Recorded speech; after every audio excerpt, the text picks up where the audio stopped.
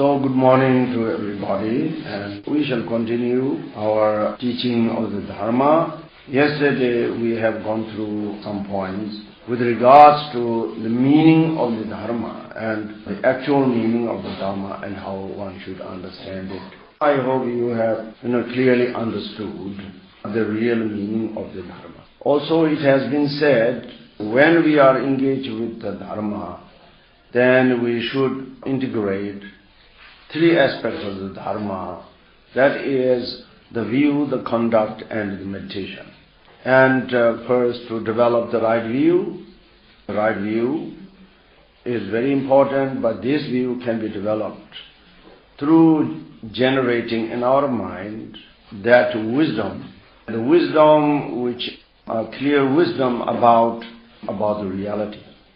So such a wisdom won't come just by itself suddenly. As already said yesterday, it comes as result of the proper the efforts that we make, and through making the right efforts, then one develops the wisdom, which also has many levels. First of all, wisdom through learning, or what is called wisdom through hearing, and then wisdom then through contemplation, and then finally wisdom through meditation. So in the teachings, this first wisdom is always referred to as wisdom through hearing, which as I said yesterday, which implies lots of things with it. What it implies, one very important point is that one has to find qualified spiritual guide or a teacher actually, from whom one has to directly receive the transmission. That is implied by that wisdom through hearing. So therefore, finding such a spiritual guide and so on is also not so evident. So therefore, that is already a difficult point where one has to pay utmost care about it and so on. So that involves whole lot of important points of Dharma. The points of such point of Dharma like reliance upon the spiritual guide or Guru devotion, and also recognizing a Guru, what are the actual criterion or the qualities and qualifications of a spiritual guide. All those are very important points. All that is implied through this word wisdom through hearing. But we will not go into all that details, but all that is part of a procedure for developing that first very important wisdom through hearing. Fully enlightened Buddha himself has made it very, very clear about all these points. What is meant by a spiritual guide, what are the qualities of a spiritual guide, and of the importance of that, and how to investigate what are the criterion, up to the minimum criterion that has to be fulfilled, how those are recognized, and that way how one actually finds one spiritual guide. All these are utmost important, but Buddha has pointed out all of them very, very clearly, leaving no area of any kind of mystery whatsoever. Everything pointed out very clearly in the sutras, in the tantras, everywhere. Therefore, for a real spirituals, seeker of a spiritual path, these points are very, very important, where one has to be particularly prudent, particularly careful, because when these fundamental points are not properly established and something shaky, something shallow, then whatever is built on such a shaky, such a shallow base can never really withstand many doubts and misunderstandings and all these things what may come. So therefore these are very, very important, which Buddha has pointed out very, very clearly.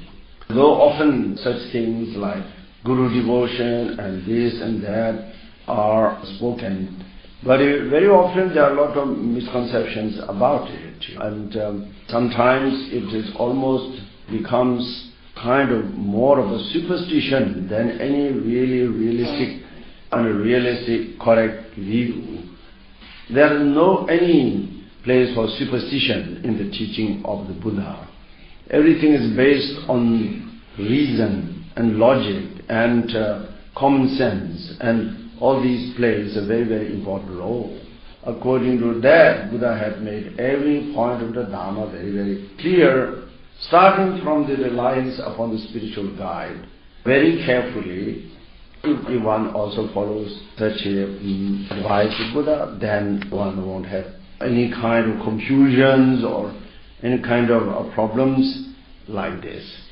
There's no time to go into all that detail, but what is emphasized from the beginning, before one relies upon anybody as spiritual guide, first one has to make a thorough examination or thorough investigation of the person, and then having kind of convinced and satisfied with one's investigation, that way finding somebody also reliable, trustworthy, etc., and then one makes the decision of regarding a particular person as one's spiritual guide. So which may take time, but however that is very important also to give time for it, instead of just start knowing without any reason, just somehow one, like ordinary people, like in our life and out of our own attachment delusions and so on, to completely kind of